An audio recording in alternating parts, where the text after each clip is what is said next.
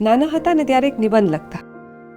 વિષય હતો મારું ઘર, મોટું ઘર, પ્રકાશથી ભરેલું અને હંમેશા હાસ્યથી જીવતું, જ્યાં દરેક માટે અલગ જગ્યા હોય, ગમતું કરવાની મોકળાશ હોય, દરેક તહેવાર પાડોશી સાથે હોય.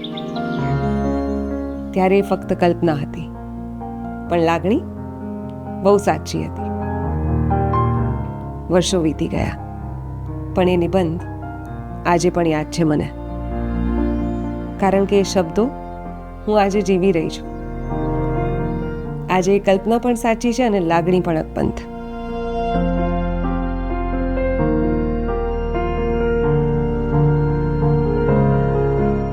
હવે ઘર ફક્ત દિવાલો નથી, એ રોજ મળતી શાંતિ છે.